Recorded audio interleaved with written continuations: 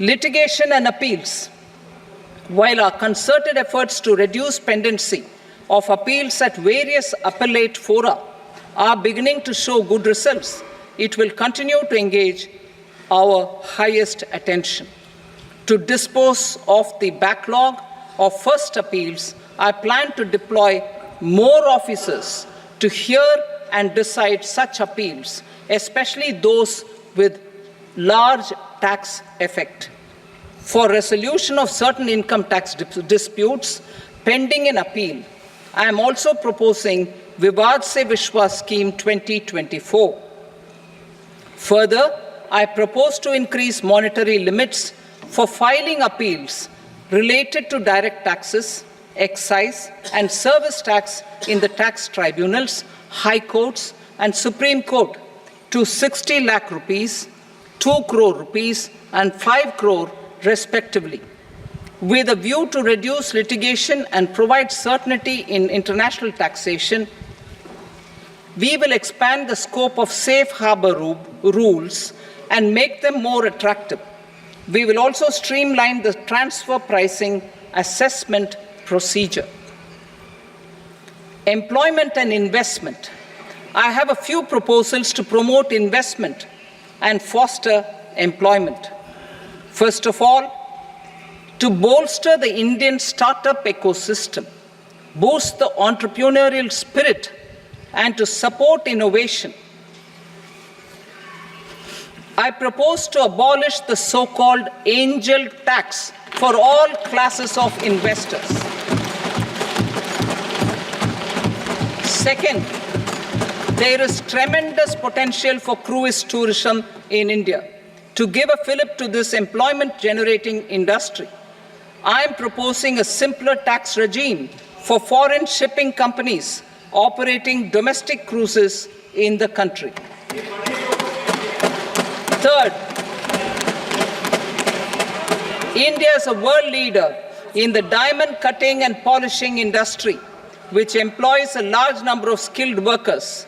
To further promote the development of this sector, we would provide for safe harbor rates for foreign mining companies selling raw diamonds in the country.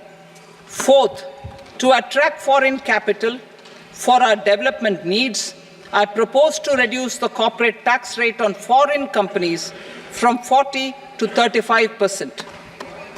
Deepening the tax base.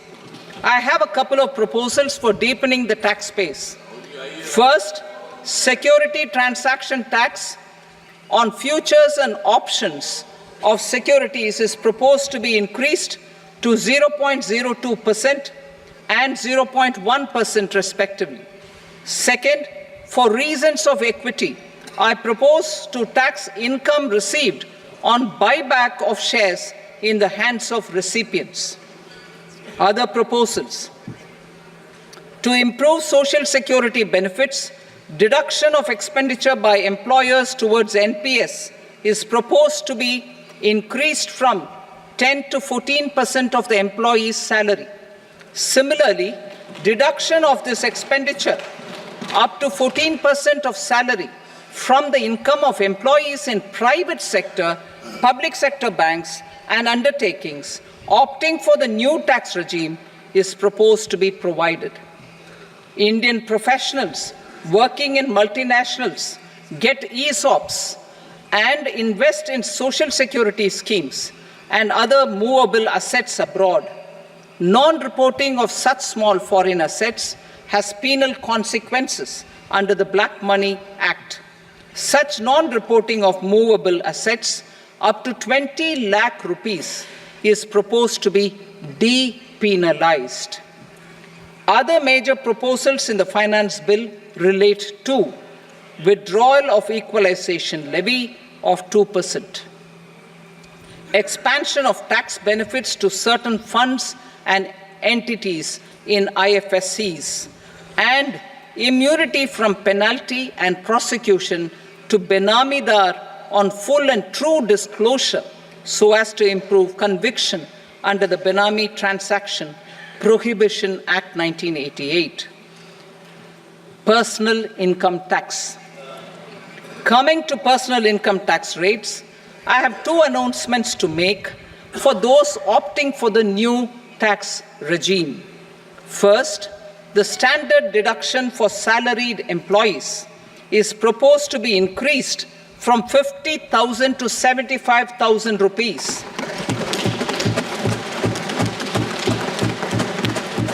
Similarly, deduction on family pension for pensioners is proposed to be enhanced from 15,000 to 25,000 rupees.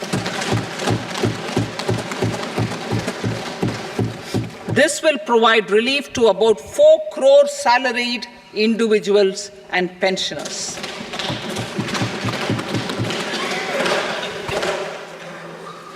Second, in the new tax regime, the tax rate structure is proposed to be revised as follows.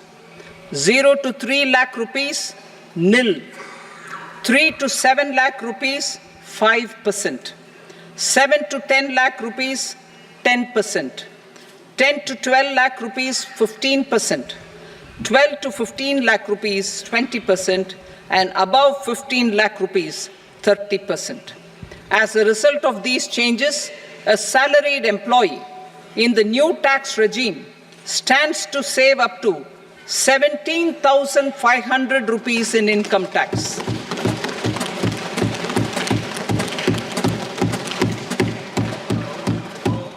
Apart from these, I am also making some other changes as given in the annexure. As a result of these proposals, revenue of about 37,000 crore, that is 29,000 crore in direct taxes and 8,000 crore in indirect taxes will be foregone, while revenue of about 30,000 crore rupees will be additionally mobilized. Thus, the total revenue foregone is about 7,000 crores annually. Mr. Speaker, sir, with this, I commend the budget to this august House. Jai Hind.